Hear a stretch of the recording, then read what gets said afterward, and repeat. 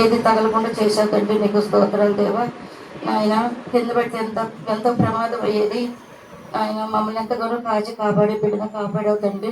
నీకు సాక్ష్యం చెప్పుకుంటానని చెప్పి నేను అనుకున్నాను. ఆ విధంగానే సాక్ష్యం చెప్పుకుంటున్నాను. ఈ రెండో సాక్ష్యం ఏంటంటే, నాకు 4 రోజులు పెట్టి గుండెలో మంట వస్తుంది. రోజు మంచిగా తాగి పడుకున్నాను, కానీ నేను పెద్దగా పట్టించుకోను. నిన్న మధ్యాహ్నం నుంచి ఎక్కువైపోయింది. అసలు ఏమి మంచినీళ్ళు, అన్నం కూడా తినలేదు నేను. ఇక తాగుతూనే ఉన్నా, మంచినీళ్ళు తాగుతూనే ఉన్నాను, కానీ అసలు తగ్గట్లా. ఇక మా అబ్బాయికి కూడా ఫోన్ చేసి చెప్పాను, సరే చూపించుకుందాంలేమ్మా అన్నాడు.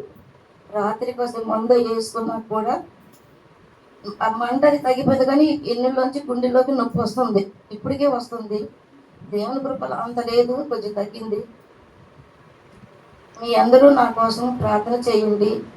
ఈ చిన్న సాక్ష్యం దేవుడు దీవించుకుంటారు.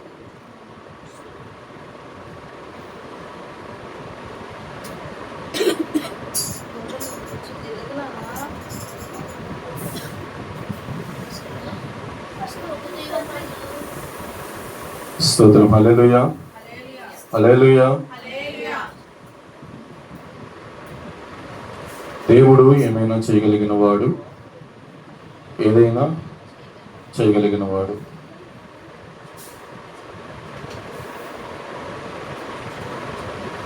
నా సాక్ష్యం కూడా ఏంటంటే, ఇందాక అమ్మమ్మ చెప్పినట్టుగా ఏంటంటే, ప్రేయర్కి వెళ్తున్నాను, వాకింగ్ చెప్పడానికి ప్రేయర్కి వెళ్తున్నాను, అక్కడ మీటింగ్స్కి వెళ్తున్నాను. ఇలా టైంలో సమతా ఫోన్ చేసి వర్క్ ఏడుస్తున్నాను. ఎందుకు ఏడుస్తున్నాం అన్న, పిల్ల అలా పడిపోయింది కదా, పిల్ల పడిపోయింది, ఇలా తగిలింది, దెబ్బ తగిలింది అని చెప్తుంది, కానీ ఏం జరిగిందో చెప్పట్లా. సరే నేను ఒకటి అనుకున్నాను, రేపు అక్కడ పరిస్థితి నాకు తెలియదు, తను కృప చూపు దేవుడికి అని చెప్పి ప్రార్థన చేసుకొని నెక్స్ట్ ఉపవాసం అని చెప్పి దేవుడు అనుకున్నాను. అయిపోయింది. దేవుడి దగ్గర ఎటువంటి ఇబ్బంది లేకుండా దేవుడి మన స్వస్థతను తీసుకుని ఇచ్చాడు. హల్లెలూయా. పిల్లకి బాగానే ఉంది కదా, ఉపవాసం ఎందుకు అంది. పిల్లకి అంటే మనం దేవుడికి కృతజ్ఞత చెల్లించాలి. ఏం చెల్లించాలి? కృతజ్ఞత. ఏదైనా తగలరా చోట దెబ్బ తగిలితే ఎంత బాధపడాలి? మరి దేవుడు కృపించి, కాపుదలిచ్చి, క్షేమాన్నిచ్చి, సంతోషాన్ని ఇచ్చి, ఎక్కడ ప్రతి చోట కూడా ఇబ్బంది తగలకుండా దేవుడు నడిపించుకుంటూ వచ్చాడు కదా. మరి దేవుడికి మనం ఎన్ని స్తోత్రములు చెల్లించినా, ఎన్ని కృతజ్ఞత చెల్లించినా రుణం తీర్చుకోలేము. దేవుడు చేసిన కార్యాన్ని బట్టి ఉపవాసం ఉండి దేవుడికి స్తోత్రం చెల్లించాం. హల్లెలూయా, హల్లెలూయా. చూద్దాం ఒక మాట అక్కడే, కీర్తన గ్రంథము 60 కీర్తన 11 వచనం. మనుషుల సహాయము వ్యర్థము,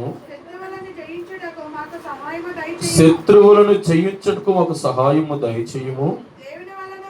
దేవుని వలన మేము సూర్యకార్యములు జరిగించదము, మా శత్రువులను అణగదొక్కువాడు ఆయనే. హల్లెలూయా, హల్లెలూయా. ఇక్కడ 3 మాటలు చెప్తున్నాడు, మీరు జాగ్రత్తగా వినాలి. 3 మాటలు చెప్తున్నాడు. మొట్టమొదటి మాట ఏం చెప్తున్నాడంటే, మనుషుల సహాయము వ్యర్థము. ఎవరి సహాయం అంట? మనుషుల సహాయము వ్యర్థము, శత్రువులు జయించుటకు నాకు సహాయము దయచేయము, నీ సహాయం వల్ల మేము సూర్యకార్యములు జరిగించదము.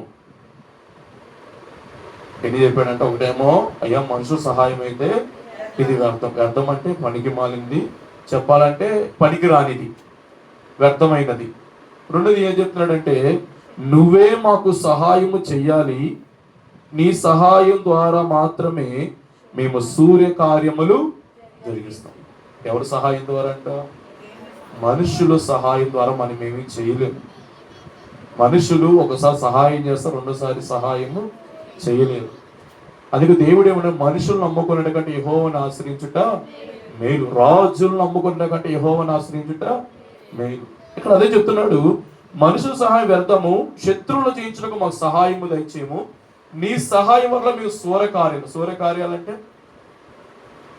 సూర్యకార్యాలు, ఘనమైన కార్యాలు, చెప్పాలంటే అద్భుతమైన కార్యాలు మేము జరిగించడము, ఆశ్చర్యమైన కార్యాలు, జయించిన కార్యాలు. చాలా ఉంటుంది దానికి. 8 జయించగలం. ఎవరి ద్వారా? ఈ కృప దేవుడి ద్వారా. ఎవరి ద్వారా నువ్వు ఈ కార్యం చేయగలవు? దేవుడి ద్వారా. ఇప్పుడు దాకా బ్రతుకున్నామంటే ఎవరి ద్వారా? దేవుడి ద్వారా. ఇంతవరకు నీ ప్రాణం నిలిచిందంటే, దేవుడిచ్చిన ప్రాణం నిలిచిందంటే ఎవరి ద్వారా? దేవుడి ద్వారా. దేవుడు నీకు చేసిన సహాయం ద్వారా మాత్రం బ్రతుకున్నావు, జీవిస్తున్నావు, ఇంతవరకు ఊపిరి పీల్చుకోగలుగుతున్నావు. హల్లెలూయా. కేవలం దేవుడి సహాయమే, మనుషుల సహాయం అర్థం అది. దేవుడు నడిపించాడు, దేవుడు బ్రతికించాడు, దేవుడు స్వస్థపరిచాడు, దేవుడు విడిపించాడు కాబట్టి ఇంతకాలం ఇంతవరకు నువ్వు ఉండగలుగుతావు భూమి మీద. అవునా కదా? దేవుడి సహాయం ద్వారా మాత్రమే మనం సూర్యకార్యములు జరిగిస్తాం. మనుషుల సహాయము వ్యర్థము. హల్లెలూయా, హల్లెలూయా. ఎందుకంటే ఆయన నమ్మిన వారిని మరణం వరకు నమ్మకంగా నడిపించే గొప్ప దేవుడు మన యేసయ్య. ఇవాటి వాక్యం ఏంటంటే, ఆయన నమ్మిన వారిని మరణం వరకు నమ్మకంగా నడిపించే గొప్ప దేవుడు మన యేసయ్య. చెప్పండి మరలా ఏంటంట? ఆయన నమ్మిన వారిని మరణం వరకు నమ్మకంగా నడిపించే దేవుడు మన యేసయ్య. ఆయన నమ్మిన వారిని మరణం వరకు నమ్మకంగా నడిపించే గొప్ప దేవుడు మన యేసయ్య. హల్లెలూయా, హల్లెలూయా.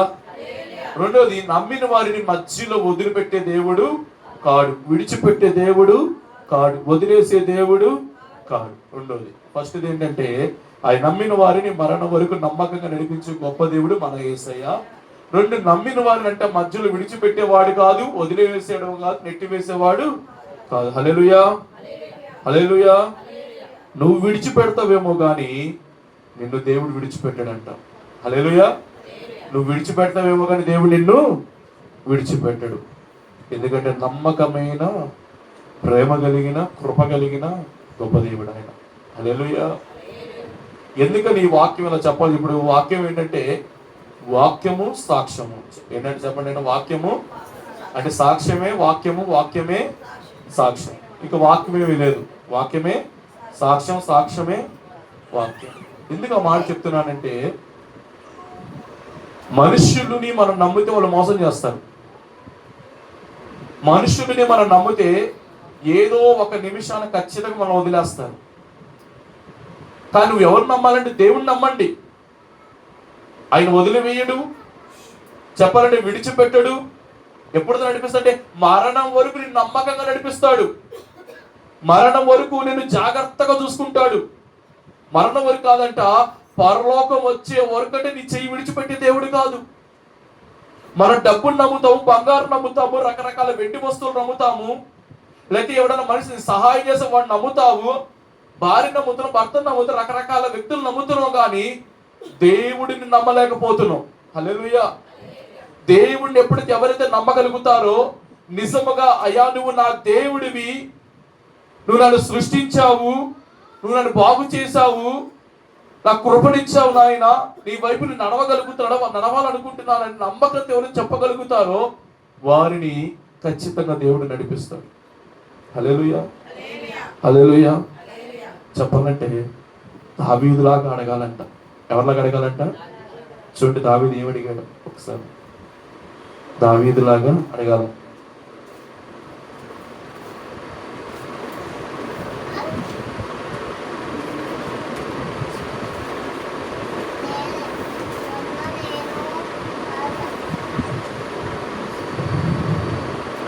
ఇరవై రెండవ కీర్తన 9వ వచనం. త్వరగా 22వ కీర్తన 9వ. గర్భము నుండి నన్ను తీసిన వాడువు నీవే కదా, నేను నా తల్లి యొద్ద స్థానపానము చేయుచుండగా నీవే కదా నాకు నమ్మకం పుట్టించితివి. హల్లెలూయా. దావీదు గారు ఏం ప్రార్థన చేస్తున్నాడంటే, ఇదిగో తల్లి గర్భము నుండి నన్ను తీసిన వాడువు నీవే. హల్లెలూయా. ఇప్పుడు తల్లి గర్భం నుంచి ఎవరు తీస్తారు బయటికి? పిల్లోడిని. మరి ఇక్కడ దేవుడు నేనే అంటాడేంటి దేవుడు? మరి దావీదేంటి నువ్వే నన్ను తీసావంటాడేంటి? ఒక మాట చెప్పనా, గర్భంలోని శిశువు బయటికి రాకుండా ఎంతమంది ఇబ్బంది పడ్డారు? పడ్డారా? గర్భంలో నుంచి బయటికి బిడ్డ వచ్చిందంటే దేవుని కృప, దేవుడి సహాయం. చెప్పాలంటే మరొక జన్మ అంటది. హల్లెలూయా. అందుకే దావీదు అన్నాడు, గర్భము నుండి నీవు నన్ను తీసిన వాడవు నీవే కదా. నీ నా తల్లి యొక్క స్థానపానము చేయించుండగా, స్థానపానం అంటే ఏంటి? పాలు తాగుతుండగా, నేను నా తల్లి దగ్గర పాలు తాగుతుండగా నాకు నమ్మకం నువ్వే కదా పుట్టించింది అంటాడు దేవుడు. దేవుడు అంటాడు, అయ్యా నువ్వే నాకు నమ్మకం పుట్టించావు, నా తల్లి దగ్గర పాలు తాగుతూ నువ్వే నాకు నమ్మకం పుట్టించావు. చెప్పాలంటే గర్భం నుండి తీసిన వాడు నీవే, నాకు నమ్మకం పుట్టించిన వాడు నీవే, నీవే కదా నాకు నమ్మకము పుట్టించింది. చదవండి మాత్రం ఫాస్ట్గా. గర్భవాసిని మొదలుకొని నమ్మకం పుట్టించింది నీవే, ఆధారము కూడా గర్భవాసి అంటే భూలోకవాసి కాదు, పరలోకవాసి కాదు. ఏ వాసి అంటే ఇది? గర్భవాసి. గర్భం నుంచి బయటికి రాలా ఇంకా. గర్భవాసి అయినది మొదలుకొని, అనగా పెండముగా ఉన్నది మొదలుకొని నీవే నాకు ఆధారము. హల్లెలూయా. ఇటువంటి ప్రార్థనా జీవితం మనకు కావాలి. ఇటువంటి నమ్మకమైన ప్రార్థనా జీవితం మనకు కావాలి. నిజంగా ఇటువంటి నమ్మకం కలిగి నువ్వు ప్రార్థన చేయగలిగిన దేవుడు అంటాడు ఖచ్చితంగా నిన్ను మరణం వరకు నడిపిస్తాడు, నిన్ను మధ్యలో వదిలేయడు, విడిచిపెట్టాడు. హల్లెలూయా. నువ్వు విడిచిపెట్టిన దేవుడు నిన్ను విడిచిపెట్ట. ఒకటి అంటున్నాడు, అయ్యా గర్భములో నుంచి నన్ను తీసిన వాడవు నీవే కదా, నేను స్థానపాలించి నమ్మకం పుట్టించిన వాడు నువ్వే కదా, నేను గర్భవాసిని మొదలుకు నాకు ఆధారమైన వాడు నువ్వే కదా. హల్లెలూయా. చదవండి ఫాస్ట్ గా. నా తల్లి నన్ను కన్నది మొదలుకొని నా దేవుడవు నీవే, శ్రమ వచ్చి ఉన్నది, సహాయము చెయ్యి వాడను లేడు. హల్లెలూయా. నా తల్లి నన్ను కన్నది మొదలుకొని నా దేవుడవు నీవే. అంటే ఈయన ఎక్కడి నుంచి మాట్లాడుతున్నాడంటే గర్భములో పడిన దగ్గర నుంచి బయటకు వచ్చి తను తాను కాళ్ళ మీద నిలబడే వరకు మాట్లాడుతున్నాడు. హల్లెలూయా. నా తల్లి నన్ను కన్నది మొదలుకు నా దేవుడవు నీవే, ఒక శ్రమ వచ్చింది, సహాయం చేసేవాడెవడు లేడు, నాకు దూరముగా ఉండకము అని చెప్పి ఆ కీర్తన గ్రంథం గట్ట చెప్పారు కదా, మనుషుల సహాయము వ్యర్థము, నువ్వు నాకు సహాయము దయచేయి, నీ సహాయం ద్వారా నిన్ను సూర కార్యాలు, ఘనమైన కార్యాలు, గొప్ప కార్యాలు నేను చేయగలుగుతాను. హల్లెలూయా. హల్లెలూయా. ఇటువంటి ప్రార్థన జీవితం మనకు ఉండాలి. ప్రార్థనలో ఏముండాలంటే నీకు తగ్గింపు ఉండాలి, ప్రార్థనలో దేవుడి మహిమ ఉండాలి, ప్రార్థనలో పశ్చాత్తాపం ఉండాలి, ప్రార్థనలో దేవుడు సమాధానం కోసం కనిపెట్టుకునే విధేయత నీకు ఉండాలి. హల్లెలూయా. హల్లెలూయా. అటువంటి వాడిగా నువ్వు ఉంటే దేవుడు ఖచ్చితంగా దీవిస్తాడు, ఆశీర్వదిస్తాడు, నీకు గొప్ప కృపలను కలగజేస్తాడు. హల్లెలూయా. ఒకటే ప్రార్థన చేయాలి. నువ్వు కూడా అడగాలంటే దేవుడు, అయ్యా నా గర్భంలో నుంచి నా తల్లి గర్భం నుంచి బయటికి తీసుకొచ్చింది నువ్వే నాయనా, నేను స్థానపాల నుంచి నా నమ్మకం పుట్టించింది నువ్వే నాయనా, నేను గర్భవాసి నాకు ఆధారము నీవే నాయన, నా తల్లి కన్నది మొదలుకు నా దేవుడవు నీవే నాయన, శ్రమ వచ్చి ఉన్న సహాయము చేసేవాడు ఎవడు నాకు లేడయ్యా, నువ్వే నాకు సహాయము చేయాలి అని ప్రార్థన మనం చేయాలి. నిజంగా ప్రార్థన చేస్తే ఖచ్చితంగా దేవుడి కృప పొందుకుందాం, దేవుడి దీవెన ఖచ్చితంగా పొందుకుంటాం. ఎందుకంటే దేవుడు చేసే కార్యాలంటే కంటికి కనబడు, చెవి వినబడు, హృదయానికి గోచరము కావు. నువ్వు నిజంగా దేవుడిని నమ్మితే నేను మరణం వరకు నమ్మకంగా నడిపించే దేవుడు, మధ్యలో వదిలేసే దేవుడైతే కాడు. ఒకవేళ నువ్వు విడిచిపెట్టిన దేవుడైతే విడిచిపెట్టాడు. ఎందుకంటే ఆయన నమ్మకము, ప్రేమ, కృప కలిగిన గొప్ప దేవుడు. ఏ దేవుడు అంటే నమ్మకం, ప్రేమ, కృప కలిగిన గొప్ప దేవుడు ఆయన. హల్లెలూయా. హల్లెలూయా. ఎందుకని ఈ వాక్యము వస్తుంది అంటే, ఎందుకని ఈ వాక్యం వచ్చింది అంటే జాగ్రత్తగా, ఎందుకని ఈ వాక్యం వచ్చింది అంటే ఒక మాట జాగ్రత్తగానండి. సాక్ష్యం కూడా చెప్తాం అనుకున్నాం కదా. సాక్ష్యం ఏమిటి అంటే 3 రకాలు. ఫస్ట్గా బిడ్డ గురించి చెప్పాను. రెండోదిగా సాక్ష్యం ఏంటంటే సెంటినీ హాస్పిటల్లో జాబ్ నాకు ఇబ్బంది అయింది. సెంటినీ హాస్పిటల్లో జాబ్ ఇబ్బంది అయిందంటే వాళ్ళకి మన చెప్పాలంటే పరిచర్య, మన సేవా పరిచర్య చేస్తున్నప్పుడు సాతానుగాడు ఈ విధమైన మార్గాల్లో ప్రయోగాలు చేస్తున్నాడు. మన పరిచయం చేస్తాడు, ఏం చేస్తాడు సార్? ప్రయోగాలు చేస్తాడు. మనం చేసేది పరిచర్య, వాడు చేసేది ప్రయోగం. అంటే ఎవడి మీద చేస్తాడంటే మూల స్తంభాల మీద మాత్రమే చేస్తాడు. ఏ స్తంభం అది? మూల స్తంభాల మీద. వాడు ప్రయోగం చేశాడు, ప్రయత్నం చేశాడు తప్పించాలని చెప్పి. మరి ఎన్ని మాటలు మనకు తెలీదు. ఆ మేడం దాకా వెళ్ళిపోయింది మొత్తం, శ్యామ సరిగ్గా హాస్పిటల్లో ఉండట్లేదని. ఈ మాట తెలిసి ఆమె ఏం చేసిందంటే, అక్కడ హెచ్ఆర్ చేత మనకేం చెప్పించిందంటే, ఈ నెలాఖరు దాకా ఉంటాడు, ఈ నెలాఖరు దాకా చేసుకోమన్నారు, ఆరోగ్య కూడా తక్కువ కేసులు వస్తున్నాయి కదా, ఏమి ఉండట్లేదు కదా, ఇక జాబు వద్దన్నారు, తర్వాత తీసాడు చూసుకోమని నెలాఖరు దాకా అని చెప్పారన్నారు. అంటే చెప్పగానే నాకేం కలిగిందంటే, అరే ఇంత నమ్మకంగా పనిచేసాం, వీళ్ళ దగ్గర 12 సంవత్సరాలు చేసాము, ఈ మాట ఇప్పుడు చెప్పడం ఏంటి వీళ్ళు మనకి. నేను అక్కడ సీఈఓ ఉన్నాడు, ఆ సీఈఓ కానీ హెచ్ఆర్ కానీ అక్కడ మేనేజర్ కానీ వీళ్ళందరూ కూడా, అరే నీకు ఆ మాట చెప్పిన చాలా బాధేస్తుంది అన్నారు. అదే మనం చేసిన పని అలాంటిది. సరే ఆ మాట అనగానే చెప్పాడు, బాగానే ఉంది, అంతా అయిపోయింది. నేను ఒకటే అడిగా, ఏ కారణం ఏ రీజన్ చూపిస్తున్నారట. ఈ రీజన్ ఏమీ లేదు అన్నారు. అంటే నేను ఇక్కడ వాక్యం చెప్పినట్టుగా మనుషుల సహాయము వ్యర్థం. మనం దేవుడి మీద నమ్ముకున్నాం, దేవుడి మీద ఆధారపడి దేవుడే కార్యం చేస్తాడు. వెంటనే దేవుడు మాట్లాడుతున్నాడు, ఇస్కే గారికి ఆ రోజంట నువ్వు మరణం అవుతావు అన్న వార్త యెషయా ప్రవక్త ద్వారా చెప్పించలేదా? ఏ నోరైతే నీకు మరణం వస్తుందని చెప్పాడో ఆ నోటితోనే మరలా దేవుడు ఏం చెప్పించాడంటే, నువ్వు ఒక 15 సంవత్సరాలు మళ్ళీ బ్రతుకుతావు అని చెప్పించాడు. హల్లెలూయా, అవునా కదా? 15 సంవత్సరాలు నువ్వు బ్రతుకుతావు అని చెప్పించాడు. వెంటనే నాకు లోపల దేవుడు ఆలోచన తీసుకొచ్చాడు. ఆ రోజు పొద్దునే దేవుడు నాతో మాట్లాడాడు ఇస్కే గారి చేత. ఎలా మాట్లాడాడంటే, నువ్వు దిగులు పడద్దు, నువ్వు ధైర్యం విడిచిపెట్టద్దు, అతని సైన్యానికి నువ్వు భయపడద్దు, విస్మయం పొందద్దు. అతని కలిగిన సహాయము కంటే మనకు కలుగుతున్న సహాయము ఎక్కువ. అతనికి మాంసాకృతమైన దేహం మాత్రమే అండ. మనకి సహాయము చేయుటకు, మన తరపున యుద్ధము చేయుటకు యెహోవా మనకు తోడుగా ఉన్నాడు. హల్లెలూయా. ఈ వాక్యం ద్వారా ఉదయమే దేవుడు బలపరిచాడు నన్ను. ఈ మాట వినక ముందే దేవుడు నన్ను పొద్దునే బలపరిచాడు. ఇదిగో పలానా కూడా జరగబోతుంది, నువ్వు దాన్ని ధైర్యంగా ఉండి దేవుడు కృపిస్తాడని. హల్లెలూయా. ఎందుకంటే నమ్మిన వారిని మోసం చేసే రీతి మనుషులది, నమ్మిన వారిని పరలోకంగా నడిపించే రీతి దేవుడిది. హల్లెలూయా. అంటే దేవుడు కార్యం చేయక ఆపగలిగిన వాడెవడు, త్రిప్పగలిగిన వాడు ఎవడు కూడా లేడు. హల్లెలూయా. అంటే దేవుడు గొప్ప దేవుడు ఆయన. ఎందుకంటే వెంటనే మేనేజర్ అన్న మాట ఏంటంటే, ఇంకో మాట, ఇప్పుడు ఫస్ట్ నాకు ఎవరు చూపించాడు దేవుడు? హిజ్కియాని చూపించాడు.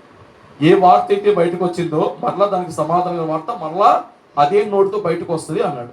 ఇప్పుడు రెండోది మేనేజర్ వచ్చాడు, అరే ఈ విషయం నాకు తెలియదు, నాకు కూడా షాక్గా ఉంది, కూడా మాట్లాడతాలే మేడంతో అన్నాడు. అని చెప్పగానే, నువ్వు ప్రార్థన చేస్తున్నావు, నువ్వు దేవుడు చెప్తున్నావు, దేవుడు ఖచ్చితంగా కృపిస్తాడు అన్నాడు. ఈ మాట నాకు ఎవరు గుర్తొచ్చారంటే దానియేలు గారు గుర్తొచ్చారు. ఎవరైనా? దానియేలు గారు. దానియేలు గారిని సింహంలో పడేయడం రాజుకి అయితే ఇష్టం లేదు. సింహంలో పడేయడం రాజుకి ఇష్టం లేదు. రాజుకు విరుద్ధంగా వాళ్ళు చేసిన పని ఏంటంటే, ఒక శాసనము రాపించారు. మనకు తెలుసు ఆ శాసనం ఏంటంటే, రాజుకు కాకుండా నువ్వు ఎవడికి మొక్కినా, ఎవడికి ప్రార్థన చేసినా వాడిని తీసుకెళ్లి సింహాల బోన్లో పడేయాలని చెప్పి. కిందేమో శత్రువులు, పైనేమో ప్రార్థన. కిందేమో శత్రువులు చూస్తున్నారు దానిని ప్రార్థన ఆపలా. రోజుకి 3 మార్లు యెరూషలేము తట్టు కిటికీ విప్పి మోకాళ్ళేసి ప్రార్థన చేశాడు. అరే కింద శత్రువులు చూస్తున్నాడు, నాకు అనవసరం, దేవుడు నాకు అవసరం. హల్లెలూయా.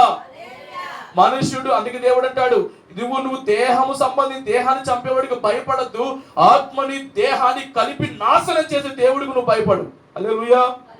ఎప్పుడైతే ఆ కిటికీ తెరిచి ప్రార్థన చేస్తున్నాడు, కింద శత్రువులు చూశారు, వెంటనే తీసుకెళ్ళిపోయాడు. రాజు ఎంతసేపు తప్పించాలని చూసినా రాజు వల్ల కుదరలా. వెంటనే అంటాడంట, దానిని తీసుకువెళ్ళి సింహంలో పడేయగలగానే ఒకటే మాట చెప్పాడు. ఏం చెప్పాడు సార్? నీవు అనుదినము మురుకుతున్న నీ దేవుడు, అనుదినము ప్రార్థన చేస్తున్న నీ దేవుడు నిన్ను కాపాడతాడు అన్నాడు. హల్లెలూయా. ఎప్పుడైతే ఆ మాట అనగానే సింహాల బోన్లోకి వెళ్ళిపోయాడు. సింహాల బోన్లోకి వెళ్ళిన తర్వాత ఎవరు వచ్చారంటే దేవుడే దిగొచ్చాడు కిందకి. హల్లెలూయా. దేవదూత కిందకు వచ్చి సింహాల నోర్లు మోపించింది. ఒకటేమంటాడు, జీవము కలిగిన దేవుడి దాసు నువ్వు ఎలా ఉన్నావు అని అడుగుతాడు. అనగానే అంటాడంట, రాజు సజీవుడుగా చిరంజీవిగా ఉంటుడుగా అంటాడు. హల్లెలూయా. ఈ మాట నాకు జ్ఞాపకం వచ్చింది. వెంటనే అదే అనుకోని శ్రమ వచ్చింది, అనుకోని కష్టం వచ్చింది, అనుకోని ఇబ్బంది వచ్చింది, అనుకోని విధంగా జీవితం మారుతుంది. వెంటనే నీ దేవుడే నీ కృపిస్తాడని చెప్పాడు. ఆయన నోడు అన్యజనుడు దేవుడు అంటే ఏంటి తెలీదు, కానీ ఏమన్నాడంటే నీ దేవుడే నీ కృప ఇస్తాడు. హల్లెలూయా. అదొక సిచ్యువేషన్. రెండోది, ఇంటికి వచ్చాను, ప్రశాంతం కూర్చున్నాను, వీడొచ్చాడు, కూర్చున్నాను, ప్రశాంతం కొనుక్కుంటే దేవుడు పేతురుగారిని చూపించాడు. ఈసారి ఎవరు చూపించాడు? ఫస్ట్ ఏమో ఎవరిని? ఎస్కే గారిని. సెకండ్ దానియేలు గారిని. మూడోది ఎవరు? పేతురు గారికి. అంతకుముందు ఏంటంటే చూడండి ఒక మాట, అపోస్తల కార్యాలు 12వ అధ్యాయం 1వ వచనం త్వరగా. అపోస్తల కార్యాలు 12:1.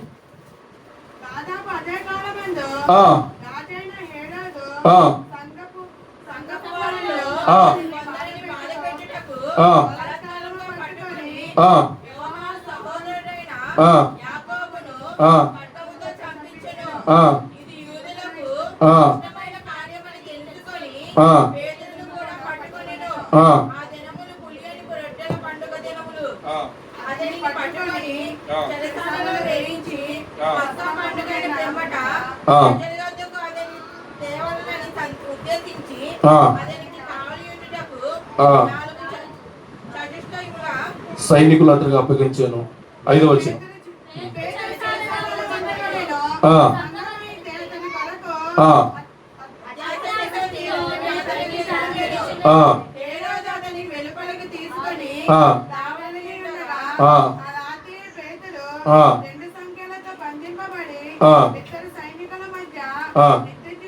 హల్లెలూయా. రేపొద్దు నువ్వు చచ్చిపోతావంటే ఈ రోజు రాత్రి నిద్రపట్టిద్దా? యాకోబును అలా చంపేశారు, పేతురుని చంపడం సిద్ధంగా ఉన్నాడు. కానీ ఏం చేస్తున్నాడు? ఇద్దరు సైనికుల మధ్యలో పండుకొని ప్రశాంతంగా పండుకున్నాడు. హల్లెలూయా. నువ్వు అలా ప్రశాంతంగా ఉంటావని దేవుడు చెప్పాడు. హల్లెలూయా. అంటే దేవుడు ఎప్పటికైనా మన బలపరిచే దేవుడు, మన కృపించే దేవుడు, మనకు సహాయం చేసే దేవుడు, మన వెన్ను తట్టుండి మనకు చక్కటి ఆలోచన నడిపించే దేవుడు ఆయన. హల్లెలూయా. ఎందుకంటే మనం దేనికి భయపడకూడదు, బాధపడకూడదు, దిగులు పడకూడదు. సమస్తం చూసుకునే దేవుడు ఉన్నాడు, సమస్తాన్ని చేసే దేవుడు ఆయన ఉన్నాడు. నువ్వు కనుక ఆయన చేతుల్లో ఉంటే ఖచ్చితంగా నీ కృప నీ వెంటే ఉంది. హల్లెలూయా. హల్లెలూయా. చివరిగా చూడండి, కీర్తన గ్రంథము 124 కీర్తన 1వ వచనం త్వరగా. 124 కీర్తన 1వ వచనం. మనుషులు మన మీదకి లేచినప్పుడు యెహోవా మనకు తోడై ఉండని ఎడల వారి ఆగ్రహం మనపై రగులుకొన్నప్పుడు